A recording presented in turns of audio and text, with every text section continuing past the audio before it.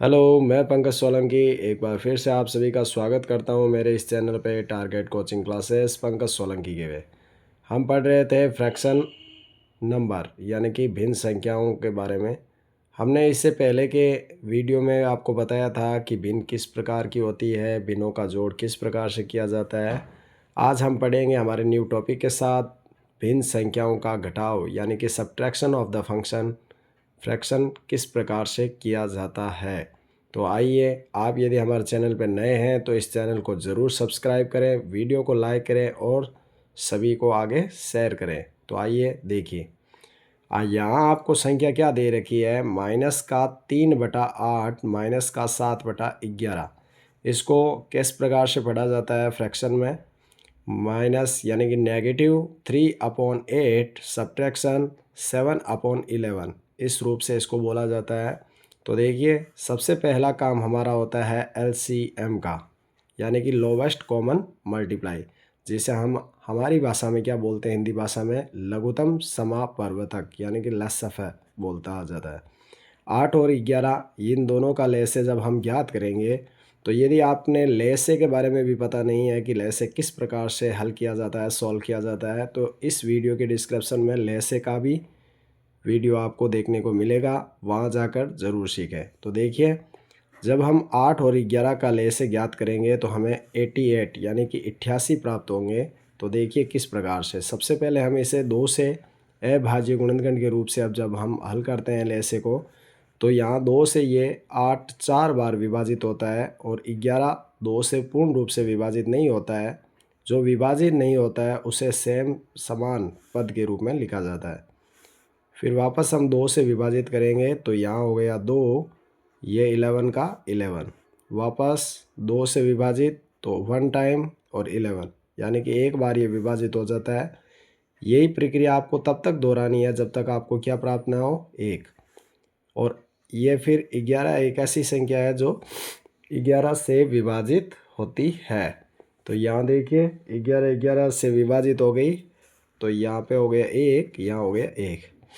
इन सभी अभाज्य गुणनखंड की गुणा करते हैं तो 11 को किया 2 से, 11 2 22, 22 को 2 से किया 44 और 44 को 2 से किया, तो हमें यहाँ पर एलसीएम कितना प्राप्त हो गया, 88 प्राप्त हो गया।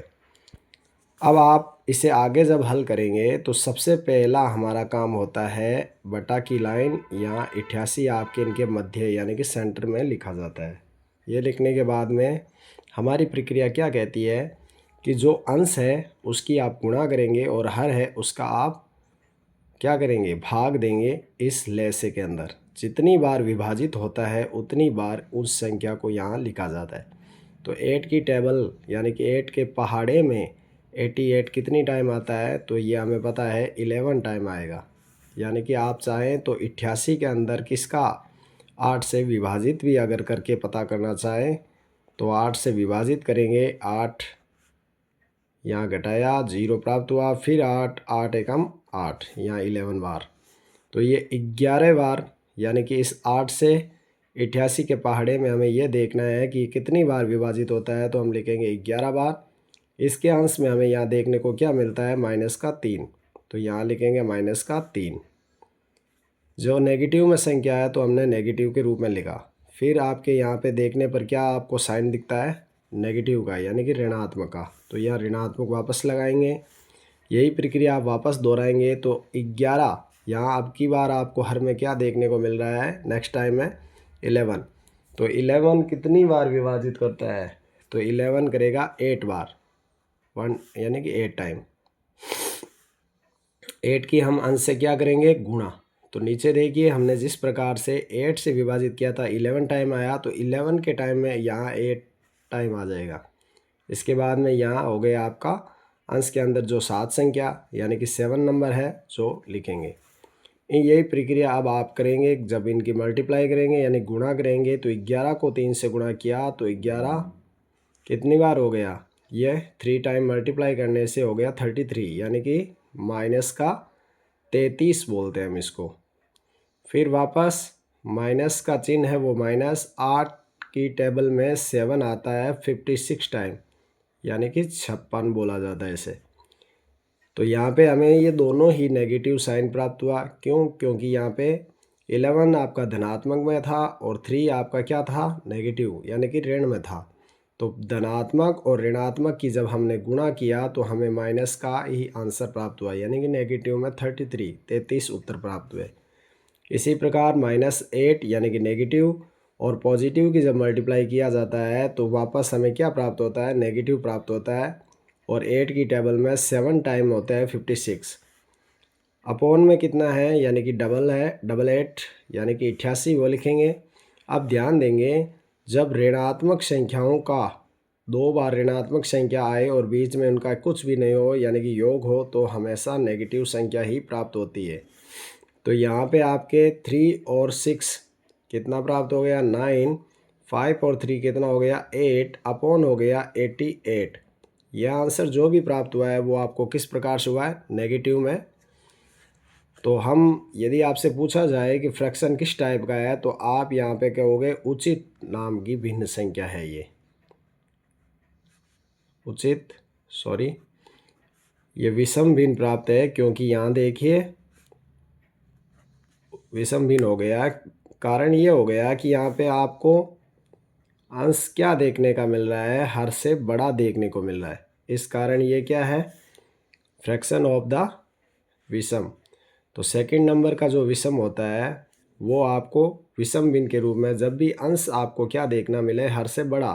क्योंकि हम इसे चाहें तो और भी विभाजित करके हम इसको सम्मिश्रित के रूप में लिख सकते हैं। तो हम इसे क्या लिखेंगे? 88 से जब हम विभाजित करेंगे तो ये देखिए एक बार विभाजित हो जाता है तो हम इसे लिख सकते हैं 1, यानी कि पहले भागफल फिर शेषफल और फिर ये नेगेटिव आंसर है तो हम इसे नेगेटिव के रूप में लिखेंगे। तो यहाँ पर हम इसको इस प्रकार से लिखकर सॉल्व कर सकते हैं। तो आइए हम इसका सेकंड सवाल देखते हैं। सेकंड सवाल में भी यही प्रक्रिया है आपके, जहाँ आपको 7/9 - 2/5 के रूप में दिया गया है। तो यहाँ लिखने का तरीका आपका वापस वही है। क्यों? क्योंकि आपको यहाँ पे क्या दिया गया है? एलसीएम लेकर हम पहले इसे सॉल्व करेंगे। 9 और 5 का एलसीएम निकालने पर हमें कितना प्राप्त होगा? 45। यही प्रक्रिया जैसे आप हमेशा ले से ज्ञात करते हैं उस अनुसार इसको ले से जब ज्ञात करेंगे तो 45 हमें प्राप्त होगा। इसके बाद देखिए यहाँ लिखा मैंने 45। 9 के पहाड़े में हमें 45 देखना है कितनी बार प्राप्त होता है, तो हम लिखते हैं इसको कितनी बार? 5 टाइम, यानी कि 5 बार। 9 5 जा 45 होते हैं तो 5 टाइम। और इसकी मल्टीप्लाई करेंगे इसके अंश से। यहाँ क्या है? 7। नेगेटिव का जो साइन है वो नेगेटिव लगाएंगे। उसके बाद में फिर 5 की टेबल में 45 कितनी टाइम आता है? तो ये आता है 9 टाइम। और इसकी मल्टीप्लाई करेंगे हम 2 से। मल्टीप्लाई करके यानी गुणा करके लिखेंगे। 7 की 5 से किया 35, 9 को 2 से किया हो गए 18, बटा में हो गए आपके 45। यहाँ ये धनात्मक है और ये ऋणात्मक है तो एक धनात्मक एक ऋणात्मक हमेशा नेगेटिव हो जाता है। तो 35 में से 18 गए, 15 में से 8 गए, हो गए 7। यहाँ हो गए 2, 2 में से 1 गया 1/45। तो यहाँ हमें आंसर क्या प्राप्त हुआ? 17/45 के रूप में हमें आंसर देखने को मिला, जो कि आपकी किस प्रकार की भिन्न है? तो यहाँ पे आप देखिए आपका अंश है वो छोटा है हर से, यानी कि हर बड़ा देखने को मिल रहा है। तो इस भिन्न का नाम हम क्या लिखेंगे? इस भिन्न का नाम होता है उचित भिन्न। क्यों? क्योंकि हम इसमें 17 से 45 में क्या नहीं कर सकते? विभाजित नहीं कर सकते। यानी कि जिस प्रकार हमने यहाँ भाग देकर सम्मिश्रित प्राप्त किया था वैसा यहाँ पर नहीं हो सकता। कारण आप समझ सकते हो, क्योंकि यहाँ पे आपका हर क्या है? बड़ा देखने को मिल रहा है, जिसके कारण इस भिन्न का नाम उचित भिन्न कहलाता है। और जिसमें आपका अंश बड़ा हो हर से उसमें विषम भिन्न होता है। तो यदि ये आपने इन भिन्न का प्रकार नहीं देखा है तो इस वीडियो के डिस्क्रिप्शन में उसका वीडियो अपलोड है, वहाँ जाकर ज़रूर देखें कि किस प्रकार से उचित भिन्न होता है, किस प्रकार से विषम, इकाई भिन्न, तुल्य भिन्न हमें देखने को मिलता है। यदि आपको ये वीडियो अच्छा लगा हो तो इसे लाइक करें, शेयर करें और यदि आप हमारे चैनल पर नए हो तो इस वीडियो को ज़रूर सब्सक्राइब करें। धन्यवाद।